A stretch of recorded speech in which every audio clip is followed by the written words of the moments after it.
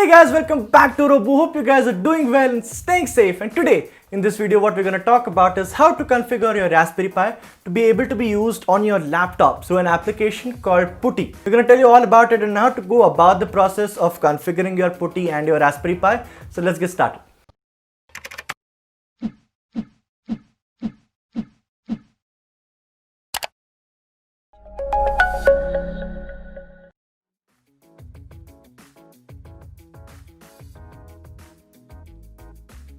So Putty basically is an application through which we can communicate the Raspberry Pi with our laptop. Through Putty we can use the terminal of the Raspberry Pi on our laptops, and we can also enable the VNC if you want to use a VNC player. So here if you see, this is a site through which you can download Putty from. The link is down description. And over here if you see, this is a 64-bit version of the Putty. This is a Windows installer.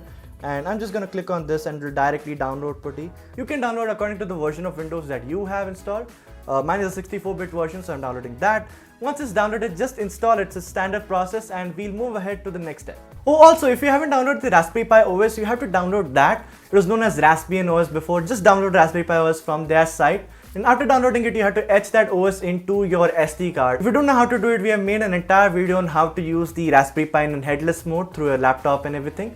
The video link will be right here. You can check that out. I'll just show you in brief on how to do that. And so yeah, we'll be using a software called Win32 Disk Imager, and through this it will help us to etch the ISO file of the Raspberry Pi OS into our SD card. Here if you see, this is the download link for the Raspberry Pi OS. Over here you can just click over here, and we recommend you to use the recommended software bundle. Just download that and yeah. So over here if you see, I have extracted the Raspberry Pi OS over here, and what you have to do is open a software called Win32. The download link for this will be in the description as well, and you'll be greeted with something like this. What you have to do is click here and browse where you have extracted your Raspberry Pi OS. As you can see, I have done this over here, and what you have to do is just click on this and click on open. What you have to do is insert your SD card in your laptop. If you see, mine is over here on drive F. This software will automatically detect in which drive your SD card is. So for example, mine is in drive F over here, and so it's automatically detected it.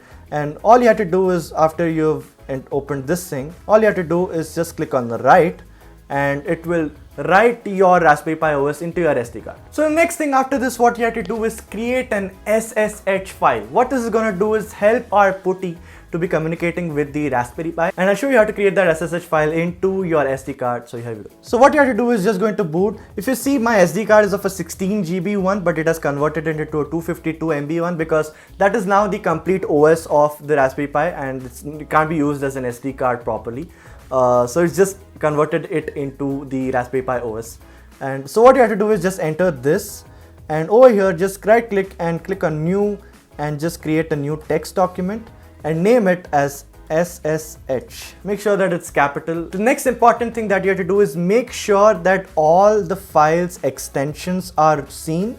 And the way you can do that is just go to file over here and go to options, and in view just uncheck this thing, hide extensions for known file types. It will be checked in yours probably. Just uncheck it, apply and click on OK. So you can see that ssh.txt and all these files extensions are visible, so that we can edit the extensions out, because this file should only have the SSH name and no extensions after that. So we have to remove the extensions, and this is an important step for that. So what you do is just go again and rename it and remove the .txt extension. Just click enter and yes, and that's it. You have created an SSH file, and this is going to help us communicate the Raspberry Pi through the Putty. The next step, what you have to do is download something called WPA Supplicant. Now what this is going to do is help our Raspberry Pi connect with our home Wi-Fi or your mobile hotspot. And the way we're going to do it, just enter the SSID, that is the name of your Wi-Fi in it, and its password. That will help the Raspberry Pi connect to the Wi-Fi or your network basically. So here if you see the WPA Supplicant config file, all you have to do is just copy that into your Raspberry Pi boot and just paste it over here. And you have to open this file using Notepad++, not your regular Notepad, Notepad++. Downloading for that is also given. Just right click on it and open it with Notepad++. And all you have to do is use your SSID and your PSK. That PSK will be your password, and the SSID will be the name of your Wi-Fi. So in my case,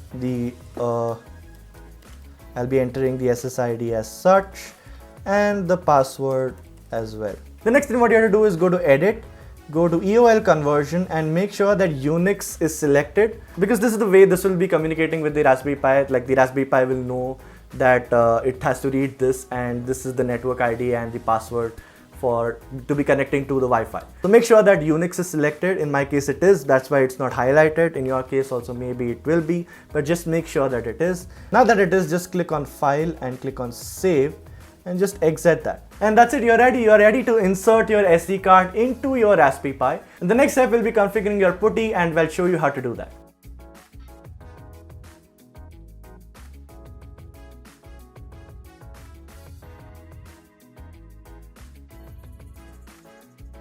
Now that you have inserted the SD card into your Raspberry Pi, all you have to do is find out the IP address of it. As it is connected to your home Wi-Fi itself and your phones are also connected to your home Wi-Fi, you can download an application called What's on My Wi-Fi, and will tell you what all devices are connected to that network. It will show you their names and IP addresses, everything. All you have to do is just see the IP address of your Raspberry Pi and enter that into the PuTTY. So once you open PuTTY, you can see the host name or IP address over here. This is the box where you have to enter the IP address of your Raspberry Pi. And once you've done with that, let the port number be on whatever port it is and make sure that SSH is selected. And once you've done all this, just click on open. Once you've clicked on open, you'll be getting a page as such. Just click on yes. And after that, what you'll be getting is something like login as, and what you have to enter the username as Pi and the password as Raspberry.